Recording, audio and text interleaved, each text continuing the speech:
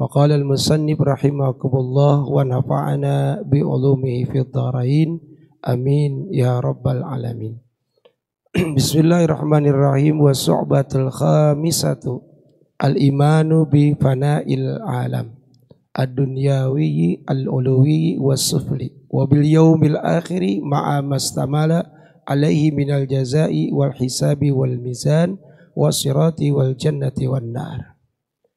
Hadirin jamaah Masjid Jami Al-Badar yang dimuliakan Allah Subhanahu wa taala.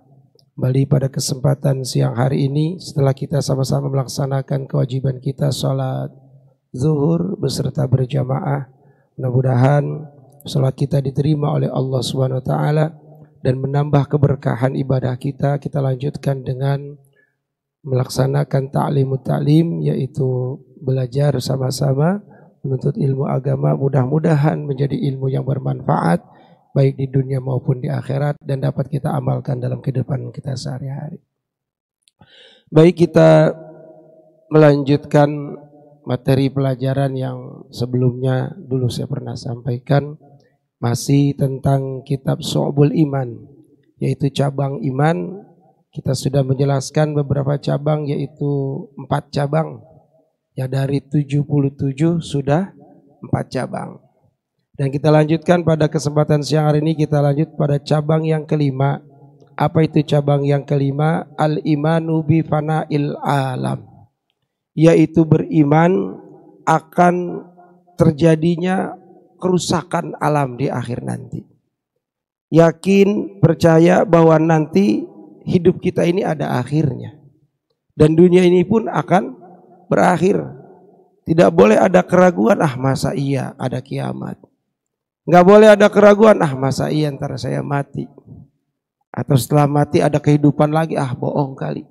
Nah, dalam hal ini di cabang iman nomor kelima, wajib kita percaya dan yakin pasti akan terjadi yang namanya kerusakan alam. Sebelum kita melanjutkan bagaimana sih proses terjadinya kerusakan alam, saya akan memberikan satu kesimpulan atau satu tamsil, contoh yang paling gampang. Dunia ini ibarat sebuah panggung yang dihias dengan baik oleh pengelola panggung tersebut. Ada satu event, salah satu contoh, kita anggap dunia ini seperti orang mau hajatan. Kalau orang mau hajatan, bintang utamanya adalah siapa? Pengantin. Orang yang bakal jadi pengantin. Karena adanya pengantin, maka orang yang punya hajat akan berupaya memberikan kebahagiaan terbaik buat pengantin tersebut. Di antaranya apa? Ada yang sewa gedung, ada yang sewa tenda, dan berbagai macam dibuat sedemikian rupa. Dari tempat yang kosong tanpa ada hiasan kemudian dihias dengan detail-detailnya, bahkan sampai ada yang nyewa yang namanya WO, wedding organizing. Disewa supaya menjadi tenaga ahli memberikan hiasan terbaiknya, dihias semuanya. Karpetnya digelar karpet merah. Kursinya bukan kursi yang asal, kalau bisa pakai kursi yang bagus. Ruangannya dipakai ruangan yang dingin. Cahayanya, lightingnya dicari yang paling bagus, terbaik. Bahkan panggungnya pun disetting dengan panggung yang terbaik untuk pelaminan seorang pengantin. Disusun acara, dipilih para pesertanya. Ada yang penerima tamu, ada yang jadi pagar ayu, pagar bagus, ada yang bagian prasmanan, ada yang bagian panggung, ada yang bagian acara, ada yang jadi penghulu, ada yang jadi walinya. Dan yang paling terpenting siapa? Pengantinnya. Karena sia-sia panggung begitu hebat, tenda begitu bagus, bahkan pakai nyewa segala macam hiburan. Kalau pengantin yang nggak ada, berarti nggak panggung tersebut? Nggak berarti. Masing-masing orang punya peran dan dia menjalankan perannya masing-masing. Tidak boleh orang mengambil peran orang lain. Jangan sampai penerima tamu jadi penerima prasmanan. Kenapa? Karena perannya beda. Atau yang jadi wali masak. Wali mah duduk diem. sesuai perannya masing-masing. Kalau itu berjalan dengan baik, beres nggak acara? Meriah nggak? Tamu-tamu seneng nggak? Bahagia, puas? Beres. Tamu seneng, keluarga seneng, yang paling seneng adalah pengantin. Beres acara karena ada limit waktu, batas sewa panggung, sewa gedung, minimal maksimal ada yang sampai long time jam 5 harus sudah bubar. Panggung segitu bagusnya, ketika waktunya habis, bongkar gak? Bongkar. Ada yang bilang sayang-sayang gak? Itu ngerjainnya capek banget, masang lampunya susah, belum kembangnya satu-satu dimasukin buat hiasan. Ya Allah, tinggal bongkar, breg, hancur berantakan. Gak ada yang nyabut pelan-pelan, ditarikin semua, diaur, berantakan semua, meja balik, sampah di mana-mana, karpet gulungnya sembarangan. Beresinnya dengan cara apa? Cepat, karena waktu sudah habis. Gak ada yang mengatakan, ya sayang-sayang itu hiasan. Kalau kata kita, apa maksud ini semua? Inilah kehidupan kita di dunia. Kita harus beriman dengan apa? Dengan nanti bakal rusaknya alam. Meskipun dunia ini begitu indah, yang mana Allah ciptakan dunia ini dengan penuh keindahan, baik di langit maupun di bumi. Sebagaimana Allah Subhanahu wa taala berfirman dalam surah Al-Mulk ayat 3, A'udzu billahi minasyaitonir rajim. Alladzi khalaqas sab'a samawatin tibaqa. Ma tara fi khalqir rahmani min tafawut. Farji'il basra hal tara min futur. Dialah Allah yang menciptakan 7 lapis langit. Sebagian diantaranya berada, sebagian lain tidak bersentuhan. Kamu sekali-kali tidak melihat pada ciptaan yang maha pemurah sesuatu yang tidak seimbang. Artinya Allah hias begitu indahnya dunia ini. Langit dihias dengan matahari dan bulan, dikasih kerlap-kerlip bintang. Agar apa? Agar kita melihat bagaimana Allah menghias dunia ini tanpa cacat. Lihat ke langit, apa pernah kita melihat ada keretakan di langit? Langit bocor? Gak ada. Kalau kita bikin atap, pasti kadang-kadang ada yang salah. Orang bikin kubah dicor, paling setahun 2 tahun udah ada yang retak rembes. Artinya apa? Tidak akan seimbang ciptaan Allah dengan ciptaan manusia. Artinya Allah berikan dunia ini dengan sebaik-baiknya. Atas dihias, bawah pun dihias. Lihat bumi yang dihamparkan oleh Allah SWT. Apakah ada yang jelek? Tumbuhan dengan beraneka macam ragam, flora dan faunanya yang begitu banyak spesiesnya. Ciptaan siapa? Allah. Untuk apa? Untuk kehidupan manusia. Kita bisa makan nasi karena Allah tumbuhkan benih padi. Kita makan lauk sayur karena Allah tumbuhkan sayur mayur. Kita bisa makan ikan, berbagai macam ikan, Allah yang menghidupkan ikan. Kita bisa makan daging, berbagai macam daging, Allah yang menghidupkan hewan yang ada di dunia ini untuk kehidupan manusia dengan sifat rahmannya Allah. Tapi timbul pertanyaan, kalau tadi analoginya adalah panggung untuk pengantin, pengantin dunia siapa? Kira-kira kita pantas gak? Pak, ada yang tahu siapa sih sebenarnya jadi pengantin dunia sehingga Allah begitu hebatnya menciptakan dunia ini dihias dengan sebagai macam perhiasan dunia? Ada pengantinnya, Pak. Siapa pengantinnya? Siapa? Dijelaskan dalam Maulid Surah Al-An'am bab Mahalul Qiyam, ada kalimat seperti ini. Ya Habibi, ya Muhammad, ya arusal khafiqaini. Ya Habibi, wahai kekasihku, ya Muhammad. Siapa dia? Ya arusal khafiqaini. Dialah pengantinnya di dunia dan di akhirat. Berarti pengantin dunia siapa? Nabi Muhammad sallallahu alaihi wasallam. Diciptakannya dunia ini adalah alasan terbaiknya karena diciptakannya Nabi Muhammad sallallahu alaihi wasallam. Dalam satu keterangan lain dikatakan bahwa laulaka ma khalaqtul aflaq. Wahai Muhammad, kalau tidak aku ciptakan engkau di dunia ini, tidak jadi alasan aku ciptakan dunia ini. Tidak ada artinya dunia tanpa dirimu, wahai Muhammad. Berarti dunia ini diciptakan karena ada siapa? Baginda Nabi Muhammad sallallahu alaihi wasallam. Bersyukur kita hidup di dunia karena Allah ciptakan Nabi Muhammad. Indah hidup di dunia. Kita bisa makan dan minum, berjalan, berlari, bermain, tidur, berenang dan lain-lain sebagainya. Allah berikan kepada kita. Lalu ketika batas akhir daripada kehidupan dunia ini harus diakhiri, apa daya kita?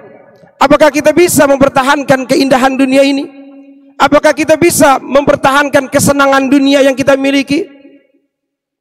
Kalau udah Allah bilang berhenti, semua harus berhenti. Batas tayang dunia enggak lama, Pak. Ketika terjadi sa'ah, yaitu terjadi waktu akhir daripada kehidupan kita di dunia, masing-masing peran berakhir. Turun kita dari panggung. Kenapa harus turun? Karena panggung mau dibongkar, Pak. Dunia ini yang begitu indah Allah bongkar. Bukan berarti Allah enggak tega, tapi udah habis perannya. Panggung udah habis, masa tayangnya mau diapain? Bongkar. Bagaimana bongkarnya? Apa pelan-pelan? Ternyata bongkar dunia sama seperti analogi bongkar panggung, dirubuhin semuanya. Allah Subhanahu wa taala jelaskan peristiwa hari kiamat dalam surah Al-Qari'ah. Bismillahirrahmanirrahim. Al-Qari'ah. Hari kiamat. Mal qari'ah. Apa sih hari kiamat? Seolah-olah dua kali kita ditanya, itu peristiwa pasti sangat apa? Sangat menegangkan, sangat mengerikan. Jadi jangan main-main kalau dibilang mal qari'ah. Apa sih kiamat? Wa ma adraka mal qari'ah. Diulang lagi, apa sih kejadian kiamat itu? 3 kali Allah tegaskan bahwa hari kiamat itu bukan perkara yang main-main dan itu pasti terjadi. Di sini kita diminta oleh Allah untuk yakin semua itu bakal terjadi. Sehingga kita punya rasa khawatir jangan sampai kita ngalamin yang namanya kiamat. Karena peristiwa hari kiamat itu seperti apa? Yauma yakunun nasu kal farasil mabsus. Hari di mana manusia seolah-olah seperti debu yang dihamburkan. Manusia dihamburkan. Acak-acakan. Bapak pernah ngelihat bedah empang? Diubek, Pak. Kita yang masih ada di dunia saat itu, yang mengalami kiamat, semua diaduk rata oleh Allah Subhanahu wa taala. Dihambur-hamburin, berterbangan. Itu manusia, Pak. Apakah itu kita? Waliyazubillah. Kita mohon pada Allah jangan sampai kita ngalamin itu, Pak. Bayangin manusia seisi dunia semua diaur oleh Allah. Kenapa bisa aur-auran? Karena watakunul jibalu kal ihnil manfus. Allah jadikan gunung-gunung yang begitu besar, gunung yang begitu tinggi, yang Allah ciptakan nancep begitu dalamnya. Saat hari kiamat datang, gunung seperti kapas yang berterbangan. Sedunia, bukan sejawa, bukan se-Indonesia. Seluruh gunung kita ada di situ jadi satu. Kira-kira ngeri gak, Pak? Kalau sampai kejadian itu ada pada diri kita, kita ngalamin, ya Allah, bisa selamat? Gak ada. Manusia semua pada kebingungan. Semua pada bingung. Karena dunia dihancurin oleh Allah Subhanahu wa taala dengan hanya satu tiupan sangkakala dari malaikat Israfil. Inilah pentingnya kita. Dalam cabang iman nomor kelima ini kita diajak untuk percaya, yakin bahwa dunia ini nanti endingnya akan dirusakin sama Allah Subhanahu wa taala. Karena apa? Karena habis masa tayangnya.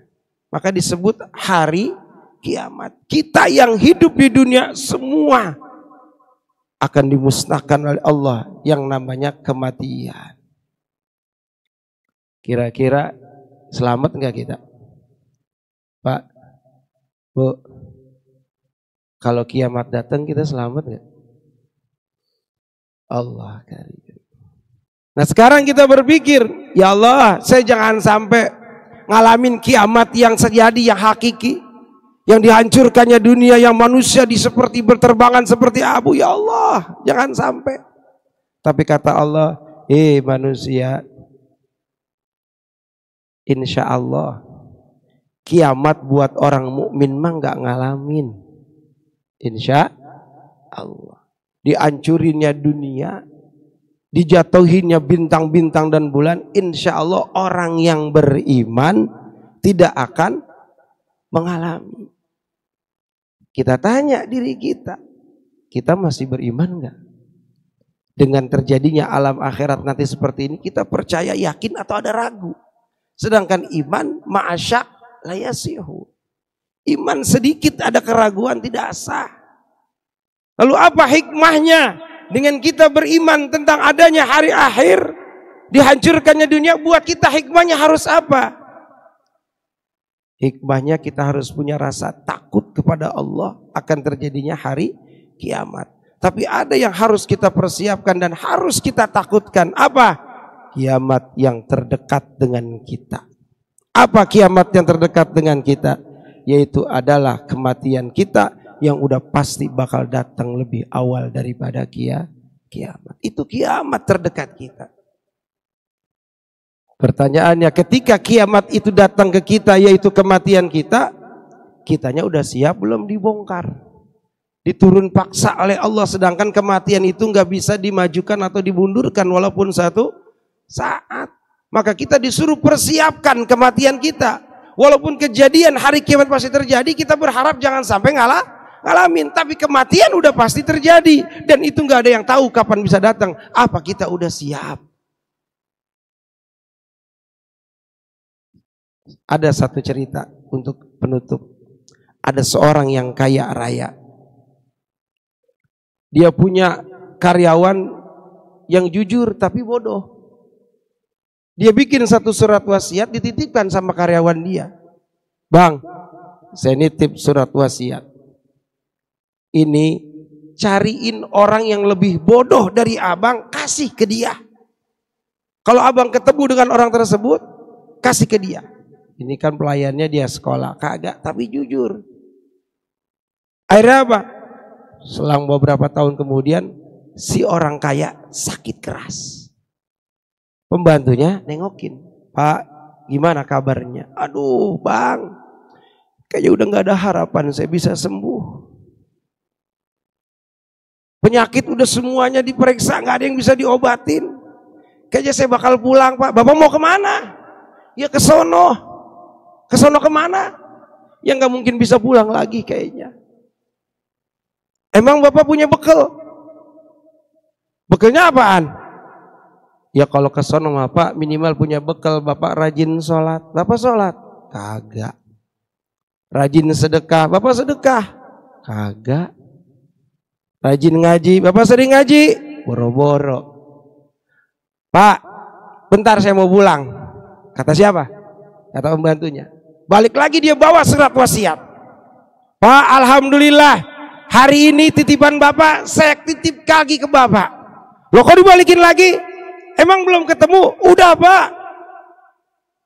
Udah ketemu orang yang lebih bodoh dari kamu. Oh sudah Pak. Siapa? Bapak. Kok kamu bilang saya bodoh? Ya kurang bodoh gimana Pak? Bapak mau pergi jauh ke alam akhirat yang gak bakal bisa pulang. Saya tanya bekal Bapak apa? Sholat kagak, ngaji kagak, sedekah males. Bapak mau belangsak. Berarti orang yang paling bodoh siapa? Bapak mau pergi jauh kagak bawa bekal. Itu orang yang sakit, orang kaya diem. Gue dibegoin sendiri sama orang, sama bawahan gue. Tapi kalau secara lahiriah, secara hakikatnya, yang bodoh siapa?